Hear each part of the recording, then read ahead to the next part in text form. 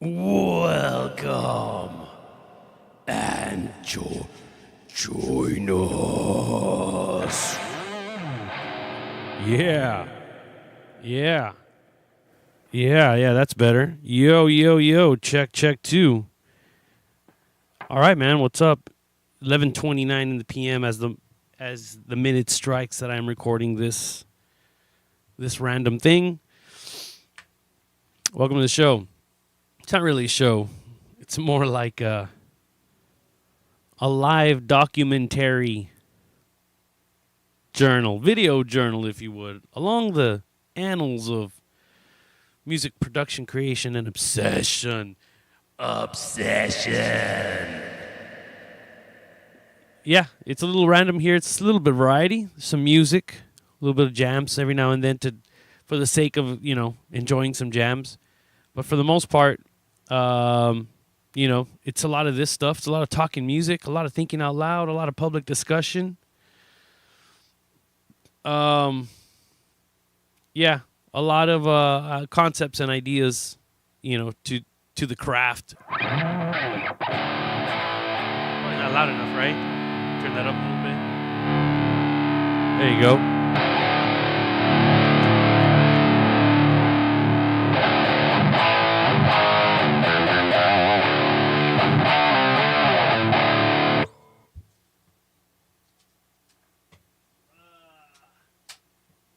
A little bit of reverb. There you go. All right. So what are we doing here? Well, it's kind of like the thumbnail, I guess, might say. I like writing a lot of music, and every now and then my buddies and I talk about the craft, and every now and then we talk about plateauing. We talk about how we run out of ideas or getting like these writer's blocks. And when you get into a little writer's block, sometimes it's cool to touch bases with other crafters, open your mind, receive some ideas from the outside, and then every now and then you come up with something new, something cool, something different, something interesting, and yeah, man. The next thing you know, you're writing some new songs. You get in another vein of inspiration. You tap into it, and next thing you know, you write 10 more songs. That comes by way of listening to jams or speaking with other people and, scratching their brains, so to speak, And so one of the things that I like to do, and people who listen to a lot of my riffs start to kind of catch on that I do a lot of things, a lot like certain little musical concepts I repeat. And I do that naturally because sometimes I feel it's like a natural way of expressing dynamics and riffing and stuff. And one of those cool things is harmonies, right? We listen to harmonies all the time. It's in a lot of music. I remember the first time I heard a harmony that moved me, where I was like, wow, why does the guitar sound like that? Oh, that's a harmony? Whoa. Was, stuff like the Allman Brothers and stuff like the Doors. The Beatles, listening to their vocals was like, what? How do they make their voice sound like that? But it wasn't until, when I started my musical journey playing, like getting more into like thrash and more heavy stuff is like Metallica, listening to Ride the Lightning and the guitar harmonies. It was, I don't know, man, it would take you away. Te pusaba en una viaje, you know what I mean? You'd get swept away by all these crazy tones and these wild voicings. I learned later on those are called voicings. And it wasn't until later on down the road that I heard harmonies that moved me again to the point where I was like, what the hell is that? And again, the second time, maybe third time, let's say third time I was ever moved to wonderment just by listening to these harmonies was when I heard Voivod. And Piggy and Blackie and their interplay of voicings and whatnot, in harmonies. Voivod is a thrash, I don't know. They started as like this anarcho-punk influenced metal punk thrash thing in the beginning, and then it got more progressive and more wild, and now it's probably the one of their best uh, eras, I guess, technically. Of course, nothing's ever going to beat what Piggy made. I digress. I can talk about Voivod forever, but it's those harmonies, those chord voicings that I was like, whoa, what is that? And how do they do that? Even bands like, in the late 90s, like Cannibal Corpse, when mid to late 90s, I started listening to bands like that and Morbid Angel, that I was also hearing little moments where I was like, whoa, you hear that riff? You hear that riff? That sounds trippy. And all those are just moments where harmonies kick in. Harmonies are not that hard to do. When you understand the concept of how to do harmonies on the guitar, you realize that for some people who admire the sound but they feel like it's out of reach or just some other concept that they're not familiar with, you realize when someone shows it to you, they demystify it. You're gonna realize that playing guitar harmonies and shit like that is way more like, duh, like fucking easy. It just, someone just needs to demystify it for you, maybe. Or maybe you already know how to do how to harmonize, because it is pretty pretty straightforward when you look at it. But maybe you didn't realize that there were some other voicings, chord voicings and harmony voicings that you never messed with that you might be able to use in one of your songs or one of your riffs or one of your solos and stuff. So what I want to do is me for fun to play along with this software and for an excuse for myself also. I mean, I'm here, I'm goofing around, I'm listening for frequencies and tones and harmonies that inspire me for the next songs I write. I'm always writing music, and one of the tools I have to do that is this. It's always cool to have your own recording software. When you have your own recording software, it really gives you the opportunity to test out sounds that you never knew existed until you did them. And so check this out. I've got this software. Let me show it to you guys and girls and ghouls. Boop. Here we go. Okay, so this is Reaper. Reaper is a pretty cool software. It's technically free. You can download this software. Let me see if you can see my mouse. I don't know if my mouse appears. Probably not. Anyways, this software is free. You can go to reaper.com and you can download the trial. Now, from what I understand, from what I've experienced, the trial and the full version are the same thing. They're the same thing. The difference is when you buy the software, I think it's like $60, maybe 80, I'm not sure. It's a forever license. It's not a rental. I hate those rental licenses. And it's the same. Like, you don't suddenly get features that are unlocked. It just takes away that panhandler animation that opens up in the beginning and says, "You're using the trial version. Would you like to buy, the full version?" It's basically already the full version. It's the full version. I don't know. And it's not limited either. It just goes on and goes on until you finally purchase it. And it's totally worth it. This company with Reaper is it's not my main recording software, but like for this streaming thing, it seems to be the thing that's been working the best for me so far. And yeah, it's great, man. There's people out there who it's a labor of love. They put a lot of their own time and skill behind it all, and it allows for us to be able to get creative, and it really impacts the world. So what's $50? You've spent $50 on dumber shit, everybody. I promise you. You've spent $50 on something that lasted the night. This is $50. It's gonna last you forever, right?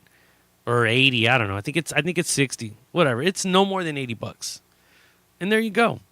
Get Reaper. It's cool. I recommend it. My personal preference is Reason. I use Reason, Swedish made. It's pretty cool. But here we are. Now, harmonies. So the concept with harmonies is it's a little less complicated than you think, okay? Ultimately, you have let me fix this right here. you have all. That's worse. Scoot this. There we go. So ultimately, you have notes, and they call them chords too, right? And might be a little loud.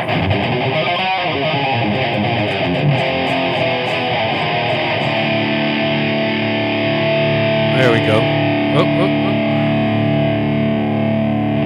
Okay. So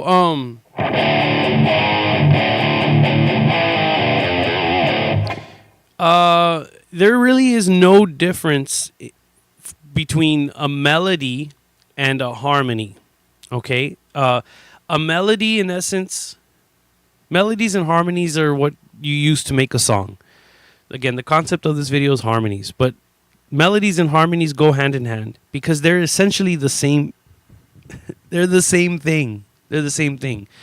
The difference is a melody plays a group of notes in a row in some kind of one after the other order, and a harmony plays them all at the same time. But it's like the same notes. You just choose to play them in a series in some kind of order or pattern, shall we say, just not at the same time. You play one note at a time, or you play them all at the same time, and that's a harmony. It's the same thing. So these concepts, hopefully they make a little more sense, right? Melody versus harmony, same shit. For example, you have a 1, you have a 5, and let's say you have a 3. Or so you can play them in a row.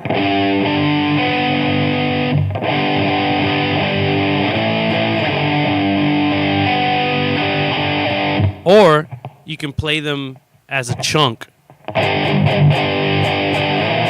Like a chunk of notes, a group of notes.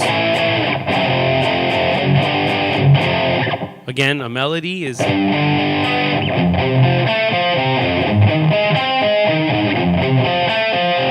Or a harmony is just... And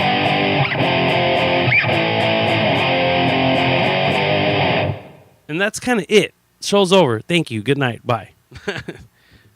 That's all, folks. No, I'm just kidding. But to write a riff, you gotta get something. You gotta be a little more interesting than just playing just a chord like that, right? So, here let's look at this for a second. So, on track 1, I'm gonna record a root note. So a root note is a fancy way of saying like the bass riff, a common bass riff, the main note in the riff, and I'm going to use one finger for that.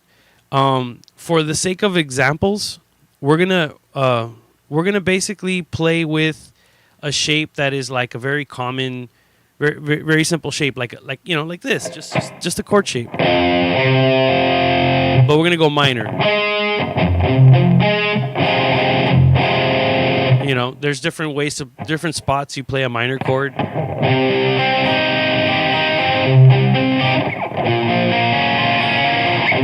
And what we're gonna do is play a riff with one finger. Let's do it on the fat string, the E string, or whatever string D string or whatever, low G string. If you're a fucking 9-string guitar player, you're fucking crazy.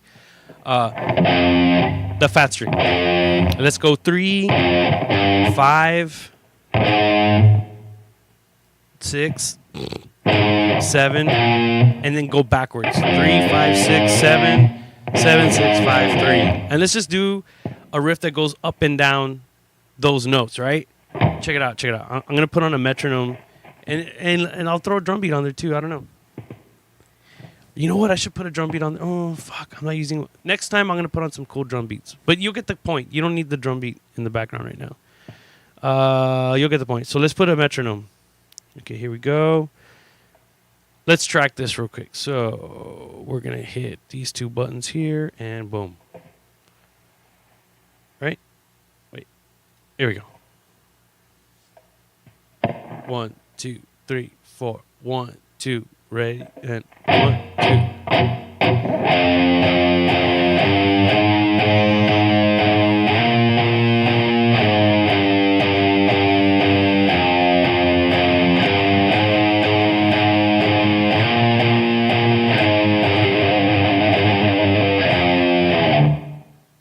Okay, I just tracked. Oh, well, I could show you. I just. Here we go. I just tracked this thing right there. Okay. And we're going to go ahead and play along with that. Okay. What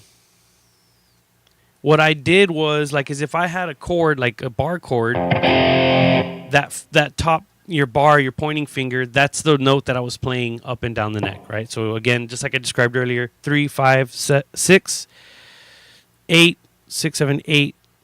Yeah. 3, 5, 6, 8, 6, 5, 3. Just these notes just going back and forth. 3, 5, 6, 8, 8, 6, 5, 3. That's what I did. Let's listen to it real quick. Just to get close to it. So here's a count off. Check.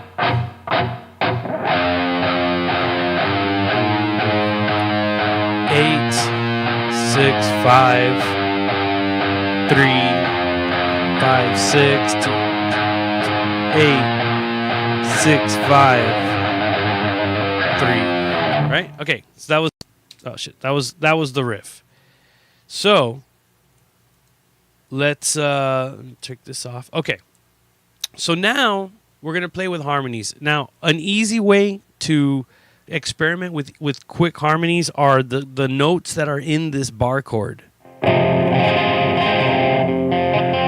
Right?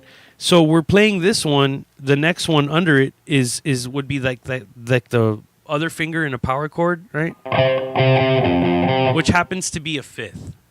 Because it's 1, 2, 3, 4, 5, 1 and 5. That's your fifth. Okay, so we're gonna do a fifth to accompany, and we're gonna basically play. We're gonna mirror the exact same riffing, just 2 frets ahead of it. So if we started on 3, we're starting on 5, and then you're gonna do that whole step, half step, whole step, and just back and forth. Same shape you drew up here. We're just gonna do it with the fifth. So far, nothing crazy, nothing extravagant. It's just gonna sound like a chord. It's just going to sound like a chord, not really anything different. But because you're playing it on 2 different strings, what makes it extra interesting is it allows for you to make the chord sound like wider, bigger, by separating your voicing and having one ear receive one note and have the other ear receive the other note. So you're going to pan one guitar tone off center to the left and try to mirror whatever you pan it. In this case, I'm panning like 25% one way, and I'm mirroring the 25% the opposite way on this next track we're going to record. So let's go here. There we go. So testing. All right, there it is. It's actually already on that side. I panned it over, so it's going to sound kind of neat. Okay. Let's track again the higher note in here. Let's hear what that sounds like. Check it out. Alt R. Oh no, Control R. Here we go. There'll be a count off.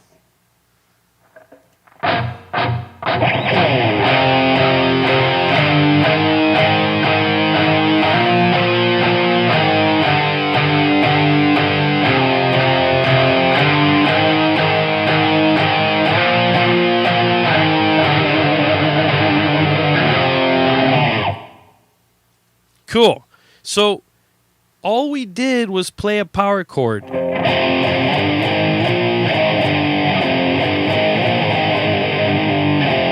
But we did this note on one track and then this note on a separate track.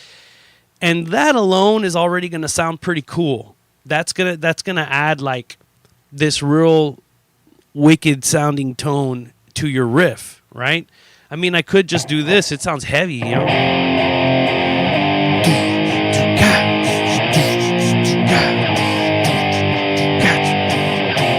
But when you separate it, it adds this like I don't know, wiliness to it. So let's continue the trend, right? So we're playing this chord, but we're doing it every note on its own track here on the recording software. And you're gonna realize that if you remember how these relationships between these two notes sound, you can keep them in mind when you're writing a riff. Sometimes the most basic riff will just seem more interesting when you play them with their harmony instead of just by themselves. In metal we use nicknames. We use terms like it sounds more evil, or it sounds darker, or it sounds interesting. All these chord voicings start adding more color and emotion to the riff instead of just sounding happy or sad. You know what I mean? You can get more emotions, more perspective out of it. So check it out. Let us add the octave. So it looks like the power chord still, but now we're doing the third string off from the top, right? So your E, your A, your D string, we're going to be right under your fifth. So it looks like, for those of you who know the octaves on a guitar, right? It does that shape where you skip a string and you jump a fret.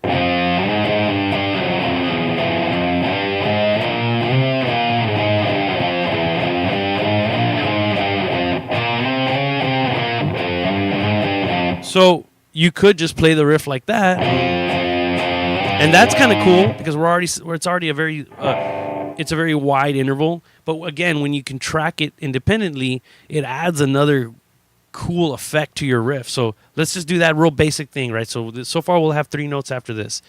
Let's see, we were 25-25. Let's pan 50-50. So we're gonna go a little bit further. Okay. 55. Okay. I'm just doing like panning left to right, just going by whatever numbers. I'm trying to stay symmetrical. All right, so let's try this again.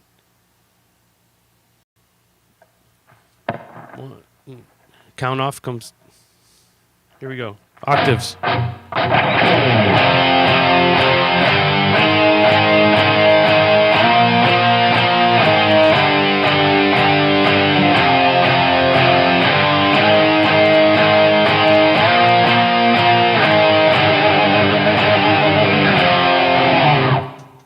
Cool. It sounds like an eagle spreading its wings over a mountain.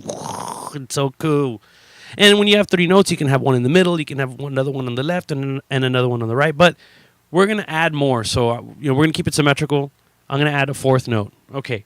So far, we're just constructing the chord shape of a bar chord. For one track was the top note on the E string, whatever your tuning is, don't matter. You know what I mean. The next track had the 5th, which is going on the A string, so that position. We just did the octave. So 1, 2, and 3 different tracks. Now track 4 is we're going to throw in that. Here's where extra color comes in. When you throw in a third can be major or minor. And that one adds a lot more like sentiment, a lot more attitude. I don't know. It adds more like either that's the happy or the sad note, right? In this case, we're doing a minor third, so it's going to really kind of darken up this like electric, interesting sounding harmony, which is really basic so far. You have a 1 and a perfect 5th, and then the 1 again. So it's this note: 1, 2, 3, 4. E, A, D, G. So on the G string, that note, we're going to add that one. So the only difference is because it's a third, there are some instances where you play a major third and a minor third if you stick to the modes, if you're playing modally. So 6, 7, 1, 2 is going to be a minor, minor, major, minor. So it's going to look like this. So whenever I get to this 6th fret, I'm going to play a major third. Sounds happy, right? But when it's done in melodically like this, it's because we're sticking to a minor key. You don't feel that happy note in there. It still sounds dark. So just got to trust it. So we're going to play a minor chord, another minor chord, a major chord, and a minor. So they're all minor chords except this spot. And this is what it sounds like. All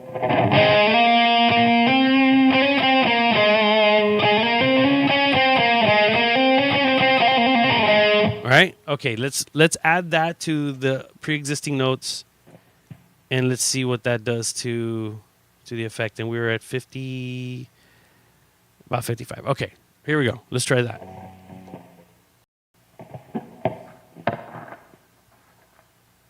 Count off. Here we go.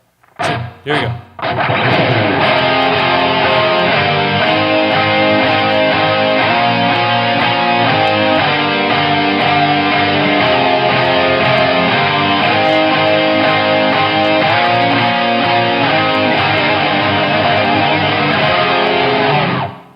Yeah. Now that's sounding real heavy duty, right? And if you are strict, hold on. Yeah, let's listen to that on the playback.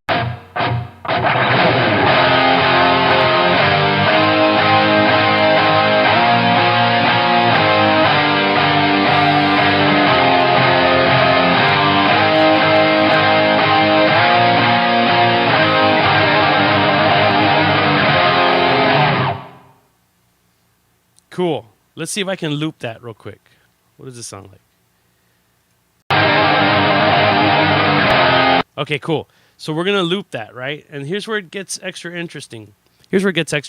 So in this case, because I used the third, and I was able to, and I know that rule where, that's not what this concept is about, knowing when there's a major and when there's a minor. But just know that, if you're going to throw in a third, it gets a little more strict with like when you're supposed to do what, when is a major, when is a minor, and all that stuff, right? You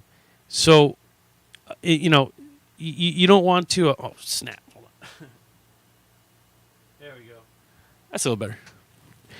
You don't want to worry too much about that in the beginning, because right now you've already created a kick-ass, interesting sounding riff. Lyrics and drums can get on that. But when you're going to do a solo, if you're able to stay strict to the rule of when you stay major, when you stay minor, and all that good stuff, you can solo a lot more with a lot more intent and a lot less mistakes. What do I mean? I know that I can play one scale across this whole series of chords, and it'll always sound correct. This is when the harmonies and the melodies come together. If you know how to harmonize, that is the same thing as like the harmony is the melody just separated into notes in a row.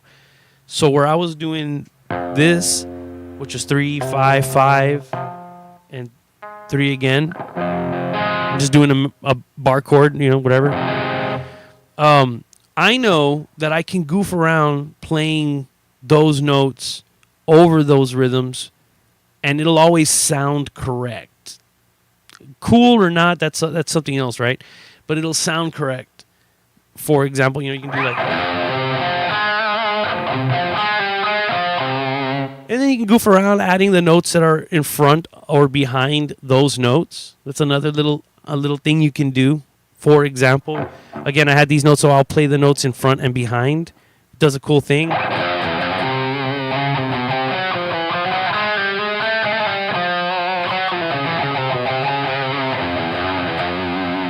Over those chords, right? I'll show you that. Watch.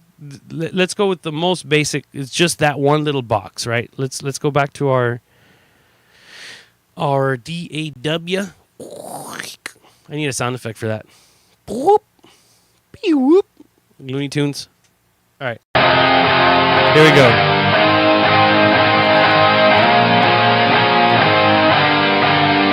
Hold on. Let me.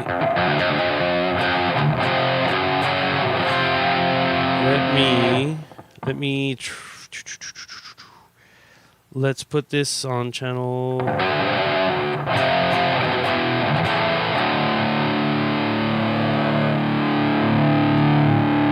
Okay. Let's view. Here it is. Okay. So we'll come down a tick. All right. Check this out. So I'm just going to play the most, just literally 1, 2, 3, 4. I'm not even going to move around the neck. And you're going to see how you can do cool melodies that sound like they go along with it, right? Like, watch.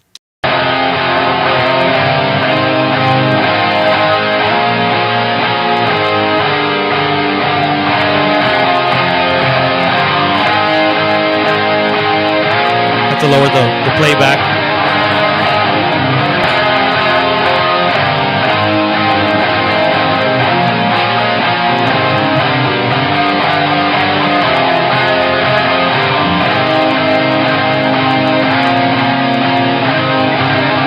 Okay, you know what? I think my audio's still funky here. Let me open up my mixer. Hold on. Let's bring down the volume of these tracks because I can't not hear what the hell I'm doing over here.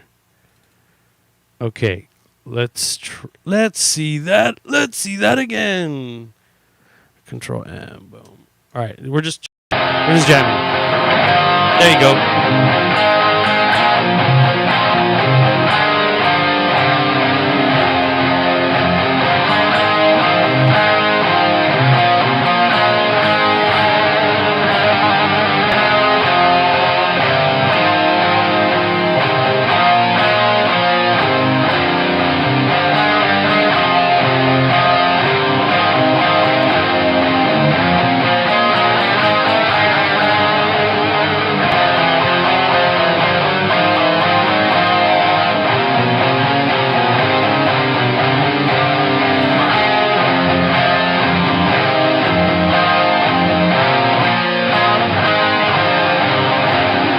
So you see, I'm just you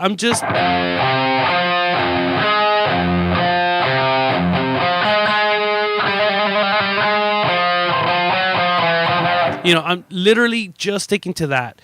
And if you can stay relaxed when you're soloing and do that comfortably, where you stick to your guns and you try not to play any unintended notes. Even if it's not a lot of notes, you make it sound super interesting and you add a bit of a conviction behind your notes. Suddenly, you know, all the notes that happen are intentional, right? Well, I'll tell you what, man. If you can remember that box and move it 1 octave higher, then you just blew open the gates to the concept of the entire neck. And that's really kind of it. Like, if you can take this box and play that also an octave higher. So if you can find the same notes but higher on the neck and repeat yourself, dude, let's find it, right?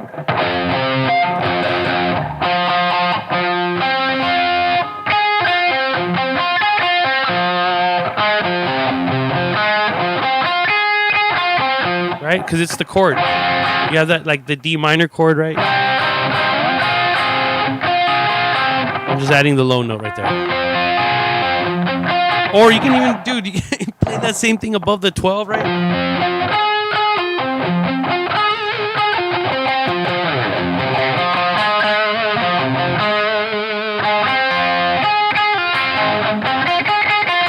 Or what I like to play is that same note just on a different string. So this right here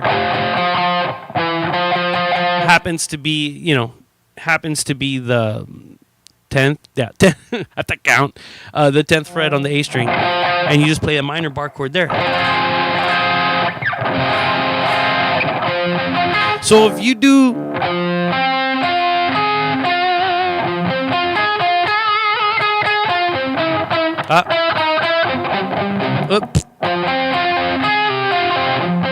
While that whole chord progression is going, they will always be the correct notes because the notes you're playing as your rhythm are the same notes you're playing as your chords.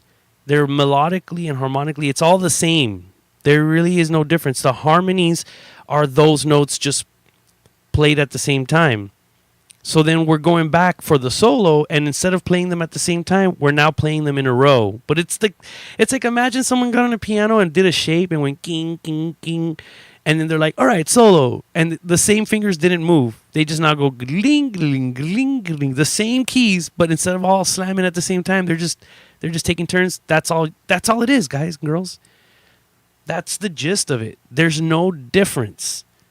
There's no difference. If you're gonna solo, it's the same notes. The hard part is when you play real extreme shit, you know, and you're doing something that's not very musical per se, but it's a little more chromatic. You know, for example, like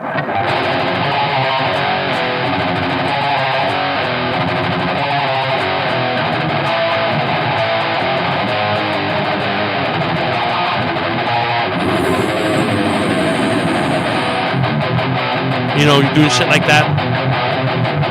How the fuck are you supposed to contain that or maintain that same idea? But it really is the same thing. You just got to take time and say, well, what the fuck notes am I playing? Like, what am I doing, right? I'm going, okay, well then, what are those three notes? Okay, it's 2, 3, 4, but the 4 is on the next string. So then you find the octave. And that's this concept of whatever you play, repeat it again an octave higher. That's all you got to do. I bet someone's chatting over here. Is he live? Seems like, yeah, I'm super live. Yeah, I'm super live right now. I'm just goofing off. Anyway, so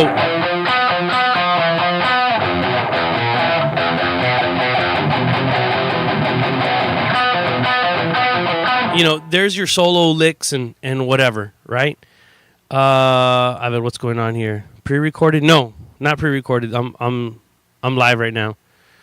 I'm just man, if you could see what I have going on here, it's not that easy to communicate to people. So, yeah, this is, I guess, meant more for watching on the playback. It's more of a conceptual rant. Okay, moving back to the thing. So now what I'm going to do is I'm going to play back the same rhythm. Let's go back to the DW and hit this button over here. Okay, actually, it needs sound effect. That's, oh shit, you know what? Hold on. Wait. We got to do that right. Here we go. Something like that. Okay, so let's play that with 2 octaves. Let's take this another, let's just extend the range of the same 4 notes. Same 4 notes, we're just extending the range. Here we go.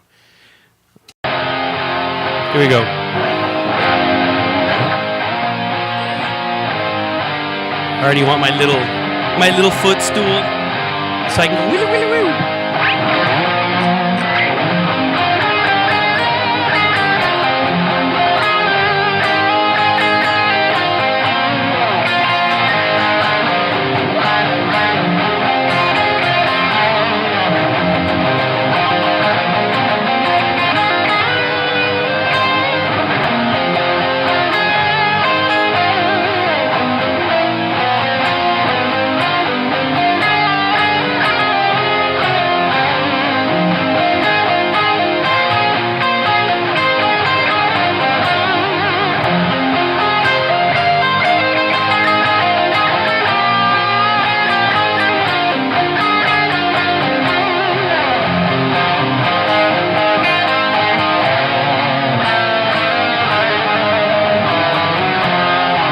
Okay, cool, right?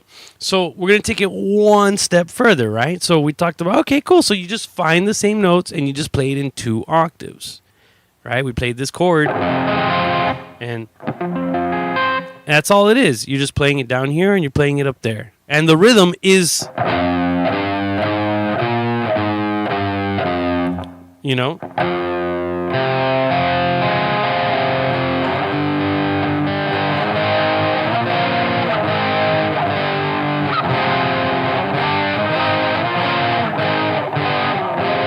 so getting into these solos on top of your harmonies, because these harmonies are very basic when they're inside a scale, you can do cool things to the notes of that same scale. right? I mean, it's one thing to just, it's one thing to just pop, pop, pop every note, but you can, with the guitar, the strings are flexible. So if you wanted to bend into a note or bend out of a note, that's cool too. In order to know how to bend, you got to know one thing is how to bend from one note to the note right in front of it, or one more or two notes in front of it. Those are the main ones you use a lot. So like if you're going, you got to go.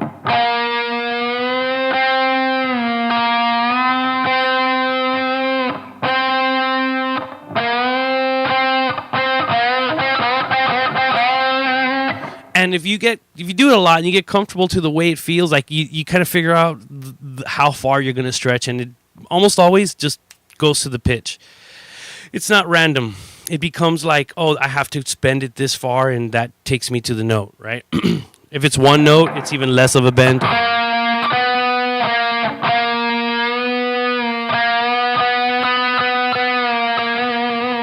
Okay, so back to that same box, right? Right? Harmonically, melodically, right? So, let's play those notes, but throw in bending into those notes along with just touching those notes. And now we're adding sabor. We're adding flavor to this shit, right? So let's see what we can do with that, right? Here we go. Now we're going to add bending. Here we go.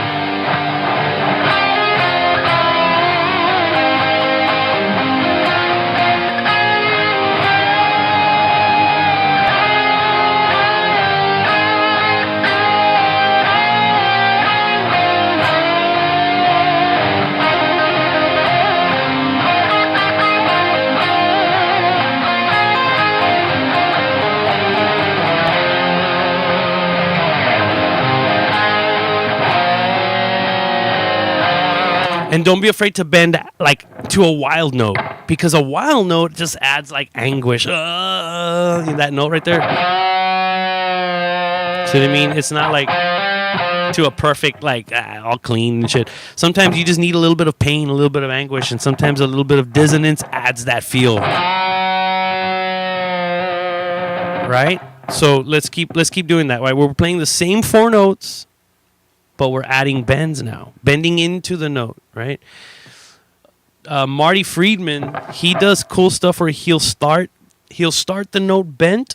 He'll bend the string first, and he'll pluck it with the string fully bent, and then he'll like loosen the string. For example, like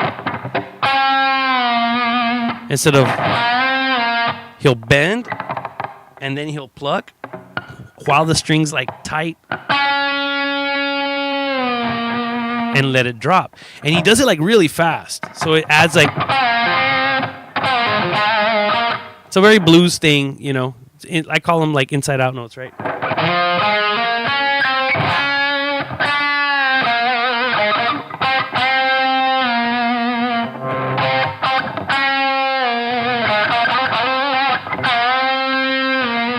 Stuff like that, right? So you're going to hear that. Let's add those notes.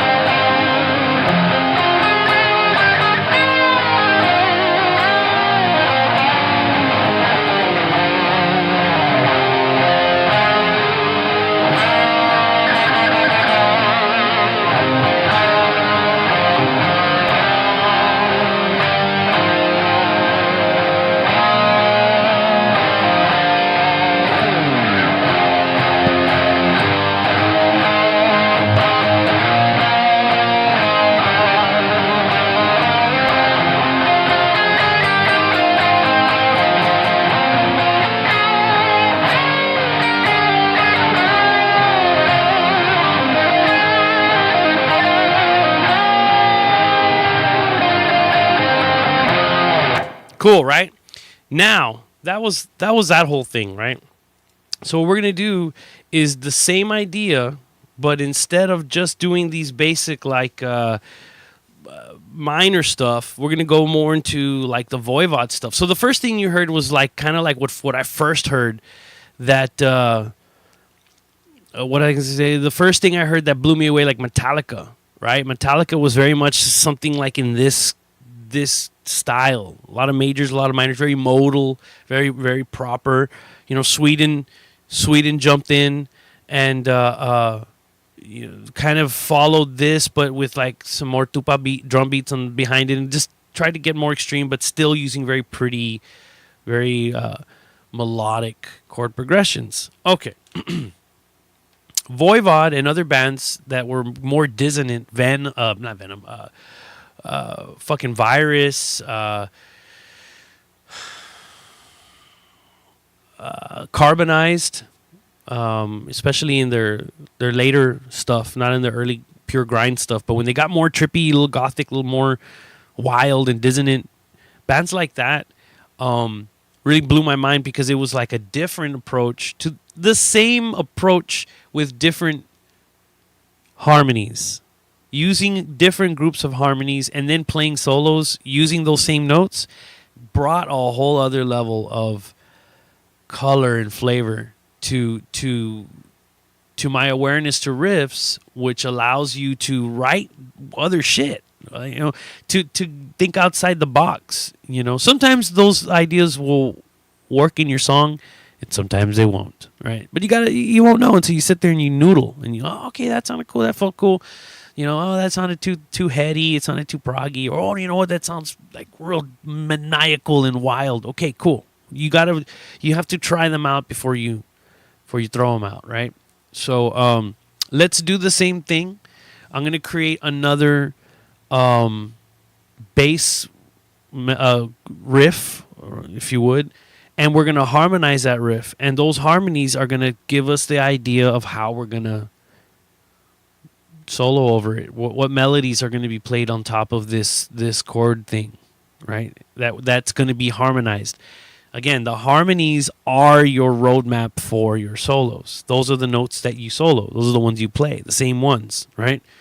And this one's going to be real messed up. So, I mentioned earlier that there was majors and minors make you sound happy and sad and stuff. And what about like, there's other feelings in the world. It's not just about feeling happy, not just about feeling sad.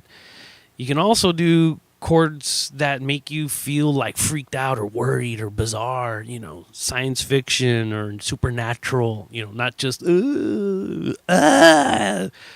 or like yay, you know what I mean? It's not just about elation or, you know, somberness, you know, Moonlight Sonata. You know, it's also about like, whoa, you know, like crazy sounds and mysterious emotions and shit like that. So there's two groups of harmonies, of melodies, whatever, that you can play with, and those have nothing to do with the thirds, your major third, your minor third. They have to do with your power chords or your fifth, for example.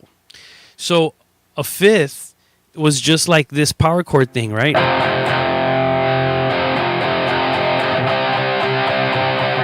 Right?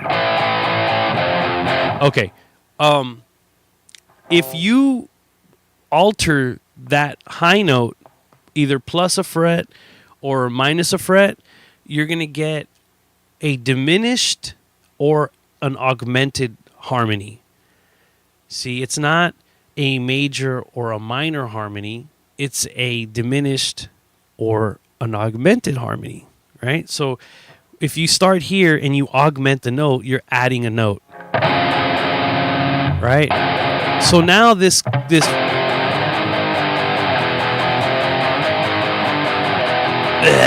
oh, sorry, I gotta put a little bit of this.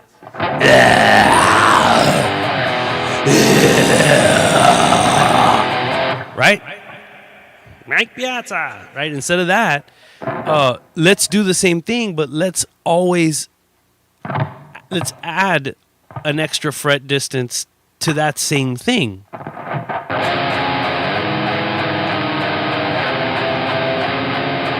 Right?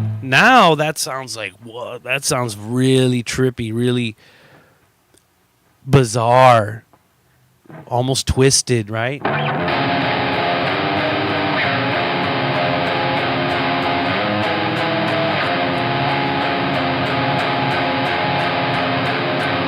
Right? Because it's not very melodic, sometimes you can just hold hold your post.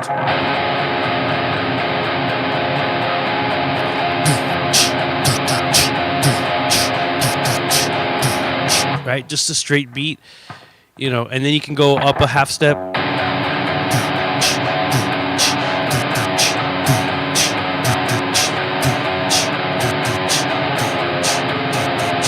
Right? And so what started out as such a basic is now.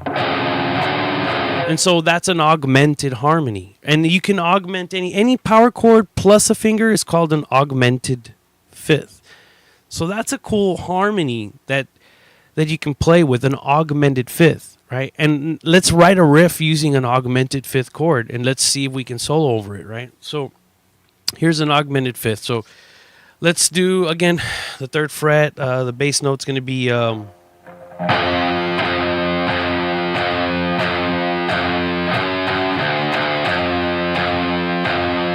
Wait. Hold on.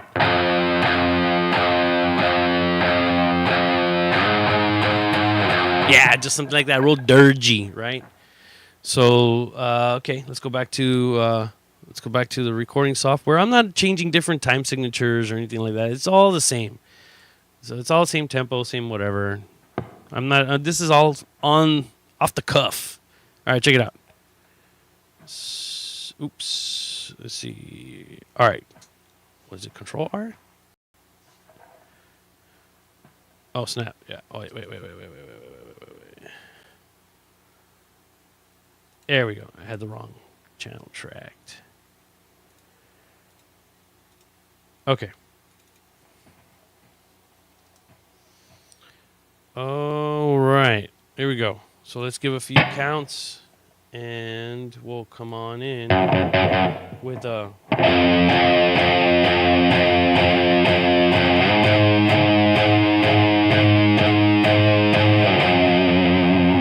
Okay, like that. Just 2 notes. Here we go. Control R. Here we go. 1, 2. Oh, 1, 2, 3, 4.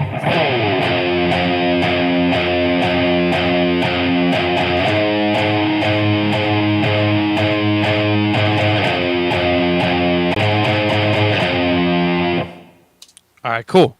So now let's go back and let's harmonize that with an augmented fifth. So where we had, now we're gonna go.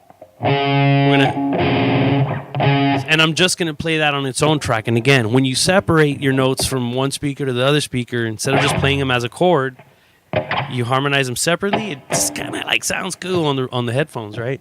Let's try that real quick. Control R. 1, 2.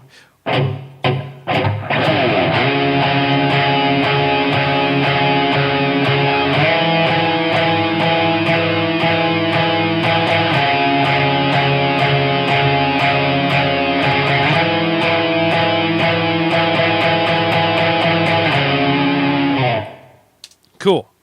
All right. So check this out. So we just played this. This is what it sounds like. 1, 2, here it goes.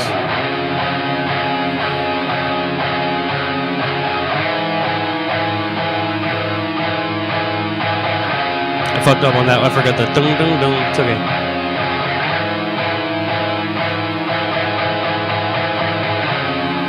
All right, cool. So now let's add a 3rd note. Right? Let's keep it consistent. We're gonna do 4 more notes, right? Or 4 notes. So we did this, right? So now this harmony, we're playing the octaves along with that. Okay, so now let's do the octave of the first note. It's always cool to double an octave. It's very safe, very easy thing to try. So let's do that.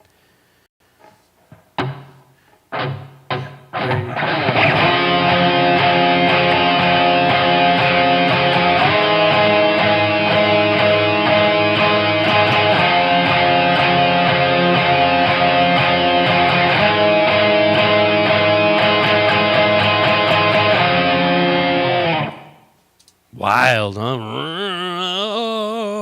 Very weird and dissonant. Okay, and to stay consistent, right? We did this.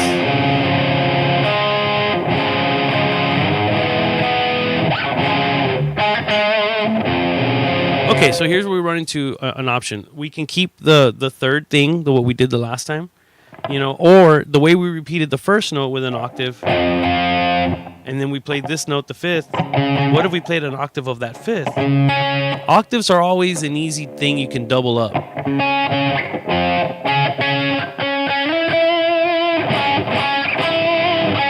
That's a very easy thing to do. Let's go, for the sake of the exercise, let's do something more messed up, right? So we're going to do the minor third. So 1, augmented fifth. So it's the same thing we did last time, but all we did was we raised the power chord spot, the fifth. We raised it up 1 fret. Okay, and then we're going to go up the 4 frets and back, just like the previous notes. Here we go.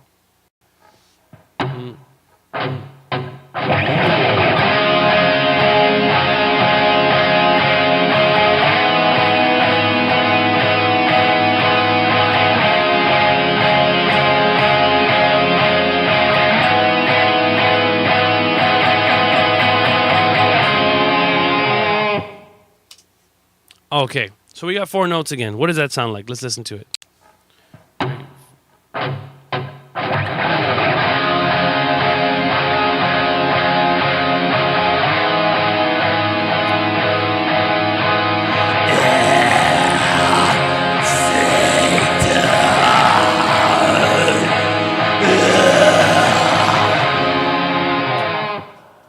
See? Pretty cool, right? It's like, wow, as opposed to, there's nothing wrong with these chords. But what if you went... It's just more messed up. It's more interesting than what we always do, because those are good riffs too. But again, these ideas don't always work. You don't want to take yourself too far away from your element, or your intent of the song. But again, it does offer more flavors, and sometimes moments where you can take the listener on a different little journey before it comes back to hellfire. So let's try to solo over that like we did the last time. So it's all the same. We just made that fifth instead of, right?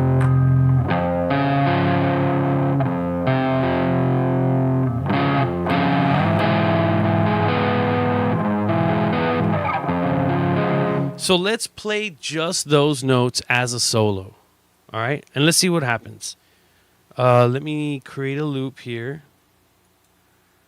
Let me see if I can get the right spot. Okay.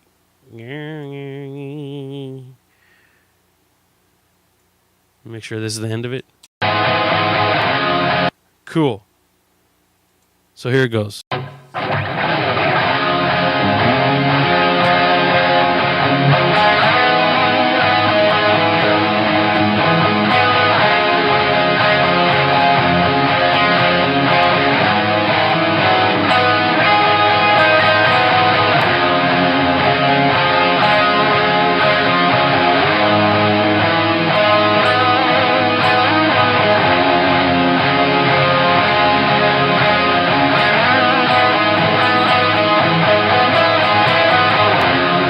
Okay, so it sounds cool. It's like a melody. It's almost like there's a riff building on top of it.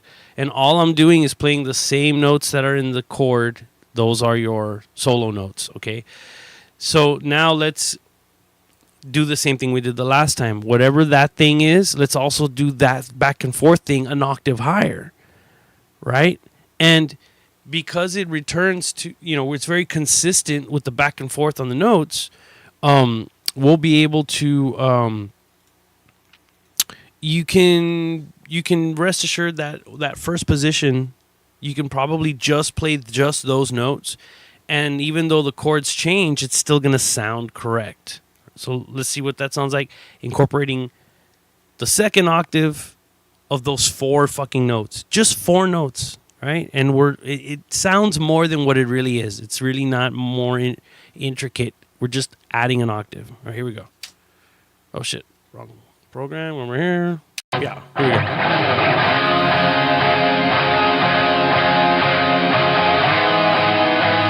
Here we go.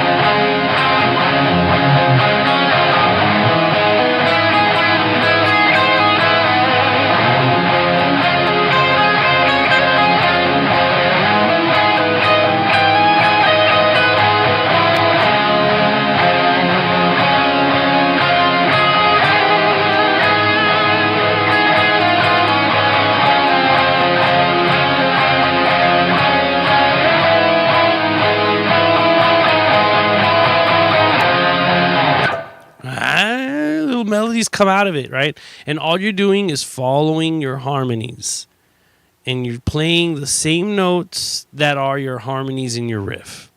See, it all ties together, right? So if you're going to if you're trying to solo, you're trying to do different things, then maybe what you normally do, perhaps maybe this is not how you normally play guitar, right?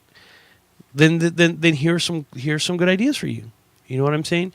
If you're plateauing, like I get that feeling all the time, like fuck man, like I'm playing the same things all the time. It's not wrong. It's not wrong to sound like you. You're you. You're gonna write riffs that sound like you all the time. You know what I mean? But you can always add vocabulary. Never replace vocabulary. I've always had that thing where you're in a band for a long time and the band's like, I guess kind of feels, I don't know if it's guilty or bored of playing riffs that are kind of similar, or like not just the riffs, but like maybe song structures. They become predictable. Discharge, I know they felt that at least once because they did one fucking weird album, at least one weird album. But it's not a sin to sound like yourself again.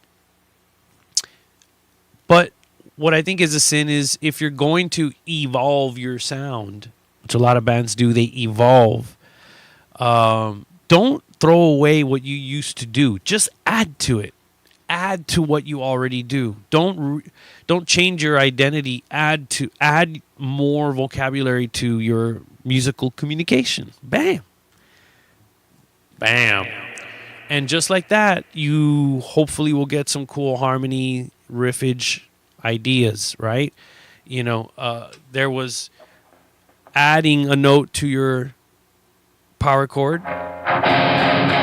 Fuck, take one away. That's the Voivod diminished.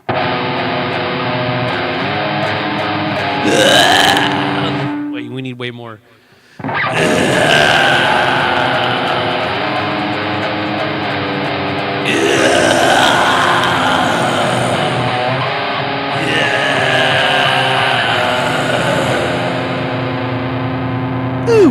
Right? And then whatever your riff is, those notes you use in your riff, try to mess around with them for a solo. Like you're following your riff with the single notes. And that's one way of doing like solo stuff that moves that progresses with the riffs. And yeah, I mean, it has a different style. It's not for everybody, but it does feel good to have a new tool in the box when you're doing stuff. Yeah, so hopefully that gets you gives you some ideas. Yeah, and that's pretty much it, man. So keep on jamming in the fucking world. Keep on jamming in the fucking world, and keep making music, right? And if you happen to run into any writer's block moments, just go simple. Just simplify yourself. Don't overthink stuff.